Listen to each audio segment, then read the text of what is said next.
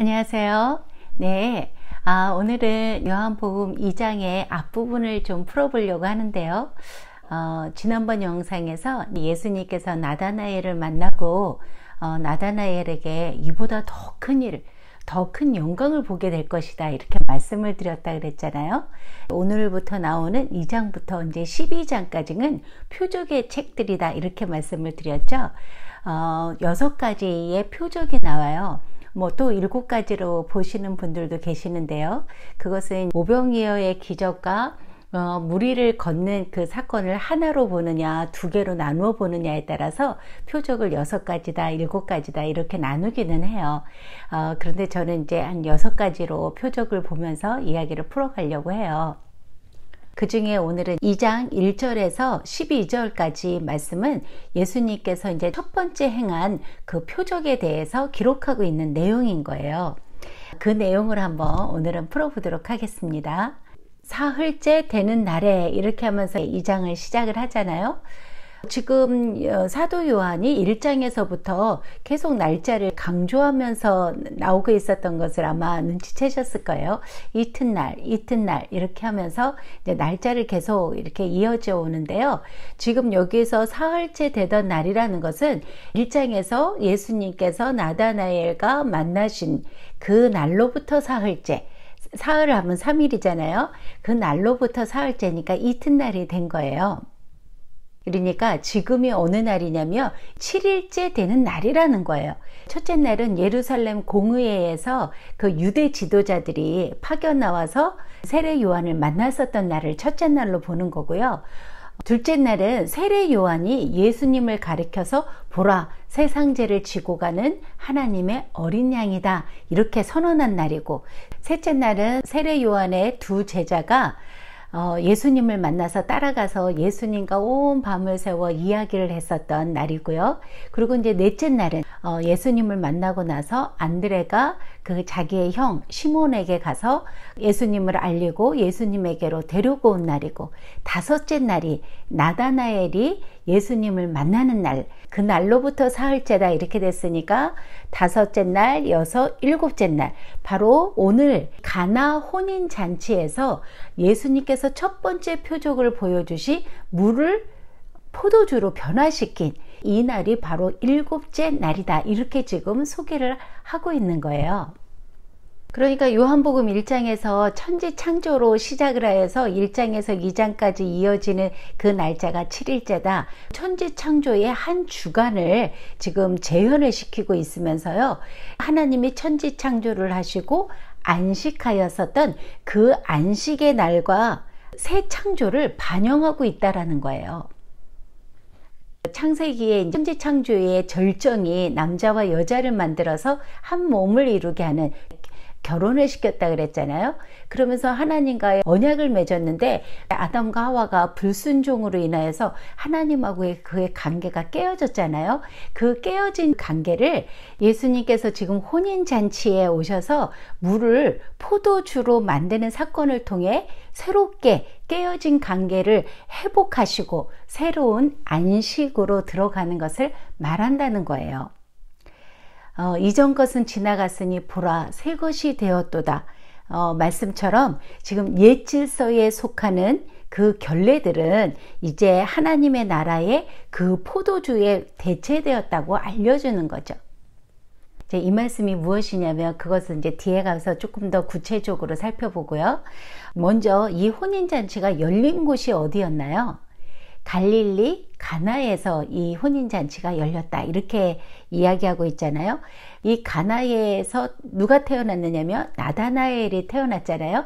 그리고 나사렛하고는 아주 지척에 있으면서 갈릴리의 한 동네로 보았다 이렇게 소개를 했고요.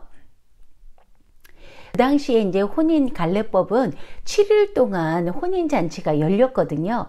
그러니까 어느 집에서 혼례식이 있다 그러면요 사실은 온 동네 잔치인 거예요.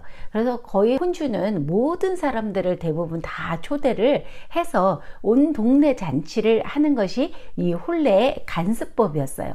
그러니까 오늘 그 2장에 이제 말씀을 쭉 보니까 예수님의 어머니 마리아도 와 계시고 또 예수님의 그 형제들도 와 있고 그리고 예수님과 그 제자들도 초대되었다. 그런 말씀이 있는 거예요. 그러니까 아마 이때에 그 예수님과 제자들이라고 했을 때는 12제자가 다 포함된 것은 아니고 초창기에 제자들이 들어갔을 거예요. 그런데 지금 혼인잔치에서 어떤 상황이 된 거냐면 포도주가 떨어졌다라는 거예요. 이 당시에 혼례 간수법에는 아까 제가 말씀드렸듯이 7일 동안에 혼례식을 치렀다 그랬잖아요. 이 잔치를 베푸는 이 7일 동안에는 주로 신랑이 책임을 지는 거였어요. 그래서 오신 분들을 풍성하게 대접을 하고 음식이나 이 포도주가 떨어져서는 안 되었었던 상황인 거죠.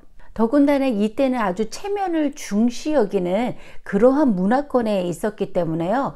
포도주가 떨어졌다라는 것은 신랑이 오랫동안 조롱거리가 될 수 있는 그런 사회적인 실책, 실수를 범한 거예요. 그리고 굉장히 수치스러운 그런 일들이었던 거예요. 더 나아가서는요, 신부 측에서는 그 친척들이 신랑이 책임을 다하지 못하고 이런 그 수치를 보여줬다 해가지고요, 고소도 할 수 있었던 그런 상황이었다라는 거예요.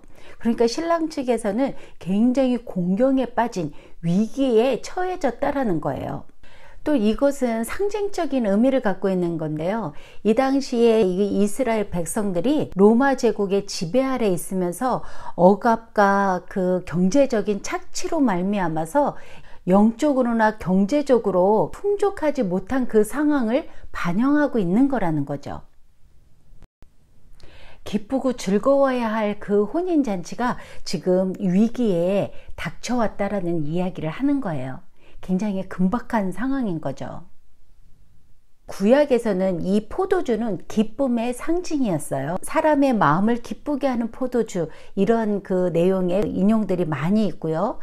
신약에 와서도 바울이 그 제자 디모데가 위가 좀 안 좋았거든요. 그러니까 그 약 대신에 그 포도주를 좀 사용할 것을 권하기도 했고요. 사실은 기독교인들이 술 취하지 말라라는 그 말씀 때문에 술 자체에 대해서 굉장히 부정적인 생각하는 경우가 많이 있어요. 그런데 기독교는 술 자체를 정죄하는 그런 금욕주의가 아니다라는 것을 표현해주는 그런 증거가 되는 장면이기도 해요. 예수님 당시에 여러 가지 분파가 있었잖아요. 바리새파, 사두개파, 열성당원. 근데 그 중에 에세네파라고 하는 그 한 파가 있었어요. 그런데 그 파는 쿰란이라고 하는 수도사들의 공동체가 있었는데 이들은 금욕주의자들이었어요. 예수님 당시에 이런 금욕주의자들이 있었던 거예요. 그런데 지금 예수님께서는 나는 그런 자들과 다르다, 금욕주의자가 아니다라는 것을 지금 보여주는 한 대목이기도 한 거죠. 그러나 물론 이제 이때의 그 포도주는요, 아주 막 그 진한 그 독주가 아니고요, 물과 포도주를 한 2:1 내지 3:1을 희석시켜서 만든 좀 일반 맥주보다도 좀 도수가 얕은 그러한 포도주였던 거죠. 저도 오래전에 그 우즈베키스탄이라는 곳에서 잠시 그 선교사로 있을 때요, 그것도 굉장히 물이 석회수가 많아서 물을 마실 수 있는 그런 상황이 아니었어요.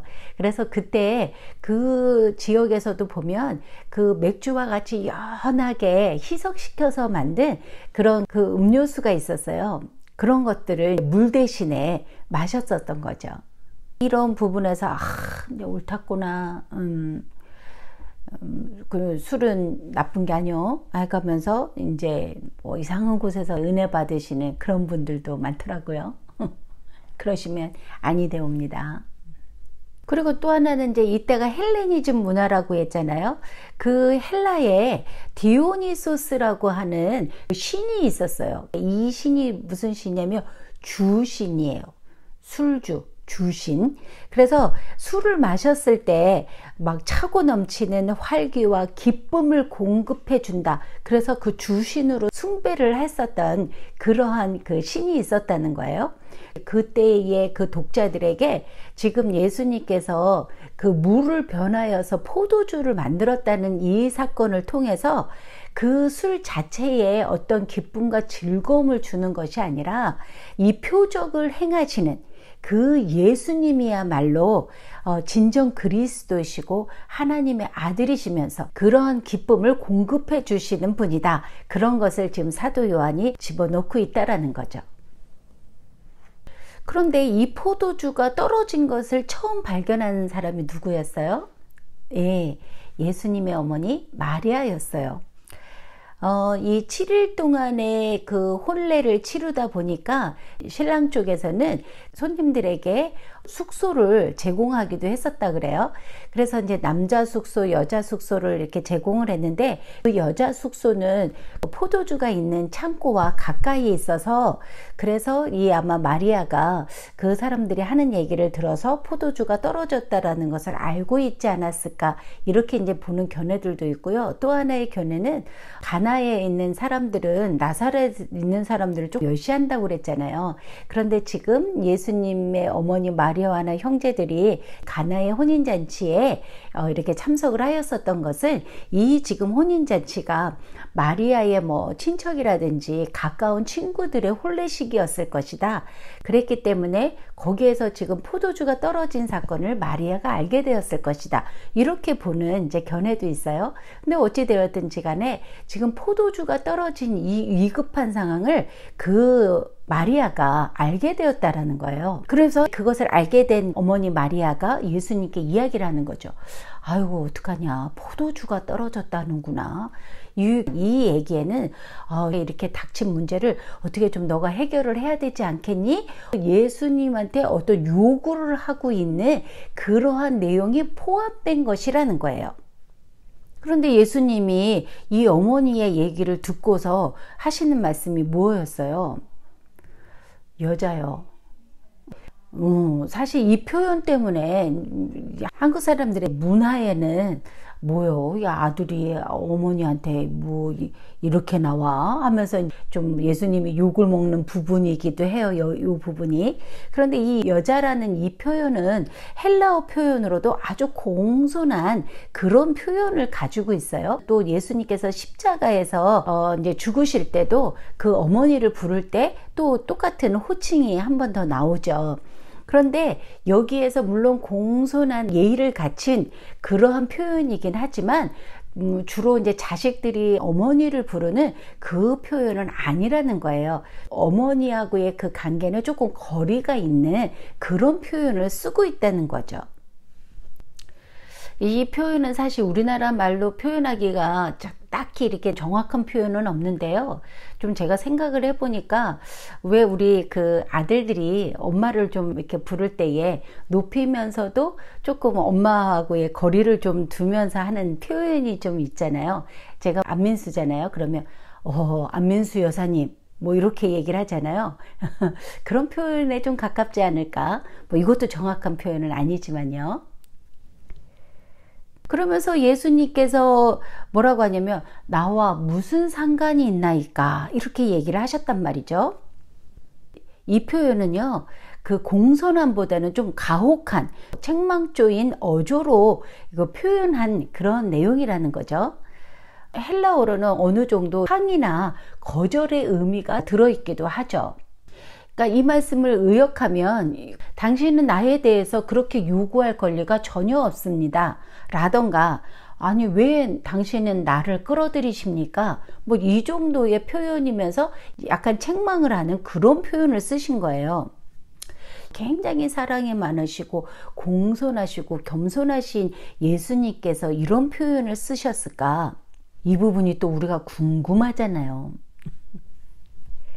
자, 지금 이제 예수님은 사역을 이제 막 시작하시는 분이시잖아요. 이때부터 공생에 들어가는 시점이고요. 예수님은 어떤 인간의 조언이나 제안, 특히 어떤 뭐 조정을 당해서 일을 행하시는 그런 분이 아니시라는 것을 표현하기 위함인 거예요. 철저하게 자유롭게 자신의 의지를 가지고 어떤 일을 하신다는 거죠. 예수님이 오신 목적을 이루시기 위해서는 오직 하늘에 계신 그의 아버지의 뜻대로여야만 한다라는 그 말씀을 표현하고 있는 거죠. 그렇기 때문에 가족으로서의 어떤 유대 관계를 비롯한 모든 것을 하나님이 예수님에게 준 그 사명을 이루는 일에 종속시켜야 된다라는 거예요. 그래서 우리는 예수님의 그 공생의 기간 동안에 마리아가 등장할 때마다 거리를 두시기 위해서 애쓰셨던 그런 모습을 우리가 발견할 수 있다라는 거죠. 이것은 아주 예수님이 냉정한 그런 것을 표현하는 것이 아니고요. 아까도 말씀드렸지만 십자가에서 죽어갈 때에도 그 사랑하는 제자에게 어머니를 부탁할 정도로 굉장히 사랑이 많으신 그러한 예수님이신 거죠. 그러시면서 내 때는 아직 오지 않았습니다. 이렇게 말씀을 드렸어요. 여기에서 때라는 것은 특별히 십자가의 죽음과 부활과 영광으로서의 높아지심을 가리키는 그런 말로서 일단 예수님은 내가 기적을 행하기 시작을 하면 나는 십자가로 가는 그 길을 걷기 시작하는 것이다 라고 말씀하시는 거예요. 그러니까 마리아는 그저 세속적인 관점에서 포도주가 필요하다고 말한 것이지만 지금 예수님의 대답은 상징적인 의미를 포함하고 있는 거라는 거죠. 왜냐하면 구약의 선지자들이 메시아 시대를 그 포도주가 차고 넘치게 될 것이라고 많이들 예언들을 했어요. 대표적인 예로 만군의 여호와께서 이 산에서 만민을 위하여 기름진 것과 오래 저장하였었던 포도주로 연회를 베푸시리니 그날의 산들이 단 포도주를 떨어뜨릴 것이며 요엘이라든지 아모스, 예레미야 참 많은 선지자들이 그 혼인잔치가 즉 그 메시아 시대의 완성에 대한 상징을 하고 있다는 것을 많이 구약에서 예언하고 있었거든요. 그러니까 예수님 당시의 신자들은 로마의 압제로부터 억압을 받고 있는 이런 상황 가운데에 메시아가 오시면 포도주가 넘쳐날 것이다. 다시 회복이 될 것이다 라는 것을 알고 있었기 때문에 그런 메시아를 기다리고 있었다는 거죠. 그래서 그날이 오면 여호와 하나님께서 그들을 떡으로 배부르게 하시고 포도주로 기쁘게 하실 것이다 라고 하는 그 소망을 가지고 그렇게 믿었던 거예요. 그래서 12절에 가면요, 제자들이 이 표적을 보고 그 예수님이 정말로 메시아이시구나 라는 것을 믿게 되었다라는 확신을 갖는 그러한 내용이 이제 나오고 있어요. 그러니까 지금 예수님께서는 포도주가 차고 넘치게 될 때가 바로 자신이 영광을 얻게 되는 때인데 그 때가 아직 이르지 않았다. 이렇게 지금 말씀을 하셨다는 거죠. 그럼 이런 이야기를 들었을 때 그때 그 어머니의 마음, 그 마리아의 심정이 어떠했을까? 참 자식을 키워놔봤더니 다 소용없네 뭐 이렇게 한탄을 했을까. 인간적인 그런 마음으로요. 그런데 아니죠. 마리아는 예수님이 누구인지를 너무나 잘 아는 일인이었어요. 탄생 때부터 정결 예식을 행할 때라든지 예수님이 12살 되던 해 그 6월절에 있었었던 그 사건이라든지 그런 것들을 보면서 마리아는 알고 있었던 거죠. 그러니까 지금 뭐 이 부분에 대해서 뭐 섭섭하거나 한탄하거나 그러진 않았을 거라는 거예요. 그러니까 다른 어머니들이 자신들의 아들들을 바라보는 그러한 식으로 아들을 보아서도 아니 되었고 그에 대한 어머니로서의 특권을 또 가져서도 안 되었었던 거였죠. 그것을 포기한다라는 것이 쉬운 일이겠어요. 근데 이 부분에서 우리도 이제 마찬가지인 것 같아요. 자식이라는 것은 우리의 소유가 아니라 하나님께서 우리에게 맡겨주신 기업이죠. 우리는 단지 청지기로서 우리 안에 있는 동안 그들을 잘 훈련하고 양육하여서 하나님의 자녀, 예수님의 제자를 삼는 데에 부모로서의 사명이 있는 것이지 이건 내 거야, 내 소유야 하면서 주장하는 자세를 가지면 안 되는 거죠. 그래서 내 맘대로 막 길들여서 조정하려 하지 마시고 아버지의 뜻을 구하면서 그분의 섭리 가운데 우리 자녀들은 어떻게 키우기를 원하는가 아버지의 그 뜻에 귀 기울이는 그러한 부모가 되면 좋을 것 같습니다. 그러니까 여기서 이제 마리아는 그런 예수님의 책망을 듣고도요 포기하지 않죠.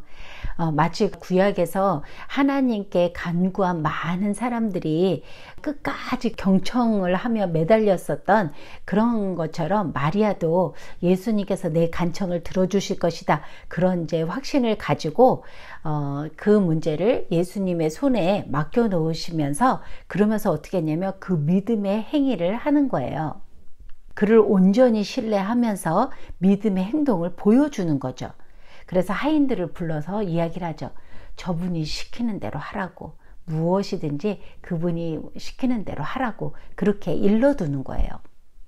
이때의 독자들은 마리아의 이러한 행동을 그 인내하는 믿음의 행위로 보았었던 거죠. 그러니까 예수님께서 처음에는 거절을 하였지만 계속적으로 그 요청하는 그 사람이 추가적으로 믿음을 나타내 보이는 경우에는 거기에 응답하며 자신의 방식대로 그 도움을 주는 거예요. 마리아의 믿음을 존중했다라는 거죠, 결국에는. 그래서 이제 하인들을 불러서 어떻게 하였나요? 6개의 돌 항아리가 있었는데 그 돌 항아리에다가 물을 가득 넘치게 채워라, 그렇게 말씀을 하시잖아요. 이 돌 항아리의 그 용도는요, 정결 의식을 위해서 씻기 위해서 물을 담아 놓는 그런 용도로 그 돌 항아리가 쓰여졌는데, 다른 재료보다는 돌이라는 것이 오염이 될 가능성이 적기 때문에 돌 항아리를 많이 썼다는 거죠. 그런데 이 돌 항아리가 6개가 있었는데 이 6통에 그 물을 가득 채웠을 때는 전체의 물의 양이 한 100갤론, 그러니까 한 500리터 정도가 된다고 그래요. 그러니까 500리터니까 어마어마한 포도주를 만드신 거예요, 지금 예수님께서. 돌 항아리의 상징적인 의미는요, 하나님이 그 낡은 유대교의 그 체계 속에서 새로운 일들을 행하고 계시며 완전히 새롭게 이스라엘과 세상을 정화시킨다라는 그 표지라는 거예요. 그런 의미로 돌 항아리가 이제 쓰여진 거죠. 그와 같은 이제 맥락으로 물과 포도주라는 것도 이제 그런 상징의 의미가 들어있는 거예요. 유대의 율법과 간습으로 이루어진 옛 질서, 저번에도 말씀드렸지만 이 물이 상징하는 것은 옛 질서를 상징하는 것인데, 예수님께서는 바로 그 옛 질서보다도 더 나은 새 창조의 새로운 메시아 시대를 상징하고 있다라는 거예요. 그러니까 물이 변하여서 포도주가 되었다라는 것은 옛 질서에서 이제 새로운 시대의 메시아 시대가 열렸다라는 것을 상징하고 있다라는 거죠. 그러니까 이제 어마어마한 엄청난 양의 포도주를 만드시고 조금 떠다가 이제 연회장에게 갖다 주어라. 그러니까 하인들이 그대로 하였다, 이런 내용이 나오잖아요. 하인들이 그대로 순종한 모습을 보여주고 있는 거예요. 이 옛 질서에서 이제 새로운 시대로 가는 것은 변화라는 의미를 갖고 있는 건데, 이 변화는 예수님의 말씀을 듣고 그 말씀대로 행한 그 하인들의 순종의 행위에 의해서 실현이 되었다라는 거예요. 그러니까 다시 말하자면 예수님께서 오셔서 이미 도래한 이 하나님 나라의 실현은 우리들이 순종할 때 다른 차원의 현실을 우리가 맛보게 된다는 말씀인 거죠. 같은 시대, 같은 상황 가운데에서도 어떤 이는 어둠 속에서 살아가는 것이고 또 어떤 이는 빛 가운데에서 살아간다라는 거예요. 그것은 왜 그렇게 되느냐? 우리의 삶에는 누구에게나 온갖 종류의 문제들이 다 있어요. 그런데 예수님께서 오셨어요. 그 오신 목적은 우리가 생명을 풍성히 얻게 하기 위해서 오셨어요. 그래서 지금 현재 우리들에게도 많은 당면한 문제들이 있는데 이 문제를 예수님께서 해결해 주신다는 거예요. 그런데 그 해결해 주시는 방법이 아주 뜻밖의 방법으로 해결을 해 주시는데, 우리가 어떻게 했을 때 해결을 해 주시느냐? 예수님의 말씀대로 순종했을 때, 그대로 했을 때 우리의 문제를 해결해 주신다는 거예요. 예수님의 방식대로. 그리고 이제 여기서 이 연회장은 식탁의 지배자라는 그런 말로요. 그 연회의 이제 사회와 식사들을 담당하고 있고, 특별히 포도주의 시석 수준을 좀 어느 정도 농도를 맞춘다거나 전체적으로 관리하는 그 책임을 지는 자를 말하는 것인데요. 주로 손님들이 뽑아서 세우는 아주 명예로운 그런 자리였어요. 그런데 이 연회장이 그 포도주 맛을 본 후에 이 그 음식과 포도주를 담당하는 책임을 가지는 그 신랑을 불러서 이야기를 하는 거예요. 대부분의 사람들은 좋은 포도주를 내놓았다가 나중에 이제 좀 사람들이 좀 알딸딸해지는 그런 경우가 있으면 조금 뭐 좋지 않은 포도주를 내놓는 것이 대부분인데, 당신은 아주 끝까지 이렇게 좋은 포도주를 남겨놨다고 그러면서 지금 신랑을 칭찬하고 있는 거예요. 그 포도주가 정말 맛있었던 거죠. 그래서 그 문제의 위기를 해결이 되었던 거예요. 큰 위기에 빠졌었던 그 혼례잔치가 기쁨과 즐거움으로 회복되면서 끝나는 그런 내용이 이제 오늘의 내용인 거잖아요. 근데 여기에서 사도 요한이 갈릴리 가나에서 행하신 이 사건이 예수님의 첫 번째 표적이다, 이렇게 이제 기록하고 있는 거죠. 자, 이것을 이제 예수님의 첫 번째 표적이다, 이런 이야기를 했을 때 그때의 1차적인 독자들은 구약 성경을 알고 있었다 그랬잖아요. 자, 모세가 출애굽기에서 그 이스라엘 백성들을 출애굽 시킬 때에 그 바로 앞에 서가지고 제일 먼저 첫 번째 행한 이적이 뭐였나요? 나일강 물을 피로 변하게 하는 것이 첫 번째 이적이었어요. 그러니까 독자들은 지금 예수님의 이 첫 번째 표적이란 이야기를 들으면서 그 모세의 이적을 아마 연상했을 거라는 거죠. 근데 예수님께서 이 표적을 행하여 그의 영광을 나타내심에 제자들이 그를 믿으니라. 그 다음에 이제 이런 말씀이 나오고 있는 거예요. 저번에도 말씀드렸지만 표적은 기적과 다르다고 했잖아요. 표적은 영적인 실체를 가리키지만 기적은 그것을 행한 사람의 능력을 보여줄 뿐인 거예요. 그래서 이 표적은 단순한 기적이 아니라 예수님이 어떤 분이신지를 계시하고 있다는 거죠. 그리고 이 표적을 통해서 자신의 영광을 나타내는 것이에요. 이 영광을 보고 제자들은 예수님을 믿게 되었다라는 거죠. 자, 그런데 재미있는 것은요, 그 하인들은 이 표적을 보았잖아요. 그 하인들은 이 표적을 보았지만 그 영광은 보지 못했어요. 그러니까 결국에 와서 하인들이 믿었더라, 그런 말씀은 없는 거예요. 그리고 제자들은 그 영광을 보니 믿었더라, 이렇게 이제 내용이 이어지는 거죠. 그러니까 이 하인들은 결국은 표적이 아니라 기적의 사건으로만 본 거예요. 단순한 기적만을 보고 따라갈 경우에는 그 기적 사건이 이제 없어지거나 시간이 지나면 그 믿음도 약해져 버리는 거예요. 그냥 떠나가 버리게 된다라는 거예요. 그래서 우리가 요한복음 처음 개관할 때에 그랬잖아요. 예수님께서 보고 믿는 믿음보다 보지 않고 믿는 믿음이 더 큰 믿음이다, 그런 이야기가 나오는 거죠. 그런데 여기에서 표적과 영광과 믿음이라고 하는 이 관계를 정확히 설명하고 있다라는 거예요. 구체적으로 풀어보자면요, 표적은 예수님의 영광을 나타내는 수단이라는 거죠. 그것은 하늘이 열리고 땅에서 하늘의 그 현실로 시선을 돌리게 하는, 그래서 새로운 시대가 현 세계 속으로 하늘의 생명이 이 땅에 임했다라는 것을 드러내 보여주는 거라는 거죠. 그러니까 이 표적이 수단이니까 무엇을 드러내는 거냐면 영광을 드러내는 거잖아요. 그 영광, 예수님의 영광이 곧 하나님의 영광인데 이것이 무엇이라 그랬어요? 하나님의 임재를 뜻하는 거라는 거죠. 그런데 이 영광, 하나님의 임재를 느낀 그 영광을 본 사람들에게는 어떻게 된다는 거예요? 믿음을 일으키는 거라는 거죠. 그래서 이 믿음은 믿는 자들에게는 생명을 주고 하나님의 자녀가 되는 권세를 부여한다는 거예요. 그래서 이 표적들의 그 목적은 예수가 그리스도이시고 하나님의 아들이라는 것을 알게 하여서 사람들이 그 표적을 보고 예수님을 믿어 영생을 얻게 하기 위함인 것이라는 거예요.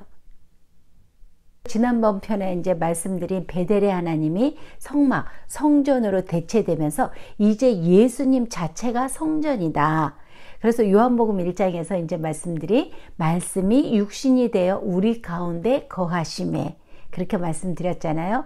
그래서 이 신약 시대의 성전이라고 하는 것은 하나님의 백성들로 구성된, 즉 예수 그리스도를 영접한 한 사람 한 사람의 그 모인 공동체, 그것이 바로 오늘날의 교회가 되는 것이죠. 그래서 우리가 더 이상 성전이라는 이야기는 쓰지 아니하고 에클레시아, 믿는 자들이 모인 공동체, 교회라는 그렇게 이름을 부르고 있는 거예요. 그러니까 지금 예수님이 이 가나 혼인잔치에서, 이 혼인잔치는 하늘의 축제의 맛보기인 거예요. 여기에서 자신의 영광을 드러내셨다라는 그 말씀은 그곳을 곧 성전으로 만들었다는 거예요. 하나님이 임재하는 곳이다라는 그 의미를 두었다라는 거죠. 그곳이 어떤 곳이었어요? 부족함과 수치, 큰 위기에 빠져 있었던 그 혼인잔치를 하나님의 임재를 통해서 큰 기쁨의 잔치로 회복시켜 나간 것이라는 거죠. 그래서 이사야서 25장의 말씀에 여호와 하나님은 포도주로 연회를 베푸신 다음 사망을 영원히 멸하시고 모든 얼굴에서 눈물을 씻기시며 그 백성의 수치를 제하신다고 말씀하신 거예요. 그 요한계시록 21장에서도 보면 모든 눈물을 그 눈에서 닦아주시니 다시는 사망이 없고 애통하는 것이나 곡하는 것이나 아픈 것이 다시 있지 아니하리라 말씀하셨다는 거죠. 바로 이런 말씀들을 성취하시기 위해서 예수님이 오셨는데, 그 예수님이 말씀이 육신이 되어서 우리와 함께 계시고, 그 우리는 하나님의 백성이 되고 하나님께서는 친히 우리와 함께 계신다는 그 말씀을 그대로 반영하고 있다라는 거예요. 이로 인해서 하나님과 그분의 백성 사이에 깨져 있었던 언약 관계가 다시 회복이 되어졌고, 그 백성들은 하나님께서 베푸시는 그 잔치, 하늘의 축제에 참여하게 되는 그 기쁨을 누리게 되었다라는 거예요. 예수님으로 인해서. 그 기쁨, 이 기쁨을 같이 누리고 싶은 거예요. 아직까지도 예수님을 영접하지 아니하셨다 그러면 마음을 여시고 예수님을 영접하셔서 이 기쁜 하늘의 잔치, 이 축복된 잔치에 함께 기쁨을 누리기를 원합니다. 가나 이제 이 혼인잔치에서 예수님이 이제 나오셔서 예수님과 그 어머니와 형제들이 가버나움으로 이제 내려가셨다가 가버나움에서 이제 몇 날 계시지 않았다, 이제 이런 얘기가 나오잖아요. 그것은 이제 그 2장 후반절의 이제 내용으로 그 유대인의 그 유월절을 지키기 위해서 예루살렘으로 떠날 그럴 날이 얼마 남지 않았다. 그런 것을 이제 시사해 주는 그런 내용이에요. 저는 여기까지만 하고요. 다음 편에서는 예루살렘으로 가신 예수님께서 성전에 올라가셔서 막 성전을 뒤집어 엎으시는, 성전을 정화시키는 그러한 사건이 일어나거든요. 무슨 일이 일어났는지 그 내용을 가지고 다시 돌아오도록 하겠습니다. 오늘도 들어주셔서 너무 감사하고요. 건강하시고 편안하시기 바랍니다. 감사합니다.